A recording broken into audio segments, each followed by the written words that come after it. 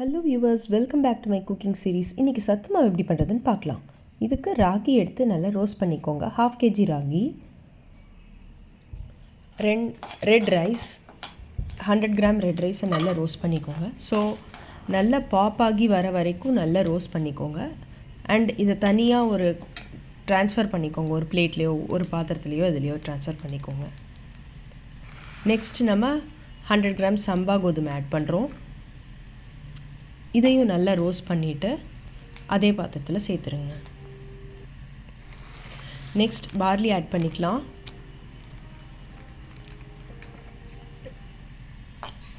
Barley நல்லா roast ஆனதுக்கப்புறமா அதே கண்டெய்னரில் மாற்றிக்கலாம்.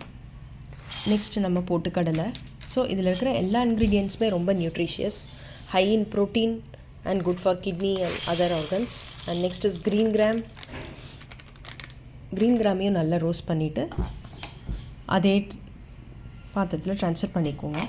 நெக்ஸ்ட்டு வெள்ளை சோளம் எல்லாமே 100 கிராம்ஸ் எடுத்துக்கோங்க. ராகி மட்டும் 1/2 kg. இது நல்லா பாப் ஆகி வந்தோன்னே இதையும் ஹீட்லேருந்து எடுத்துகிட்டு கண்டெய்னருக்கு ட்ரான்ஸ்ஃபர் பண்ணிக்கோங்க. நெக்ஸ்ட் மக்காச்சோளம் நல்லா ரோஸ்ட் ஆகிருக்கு.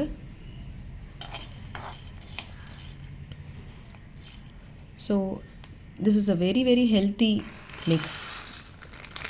ஜவ்வரிசி எல்லாமே 100 gram. Next soybean.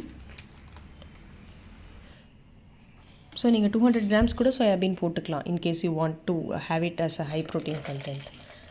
Almonds 100 gram almonds.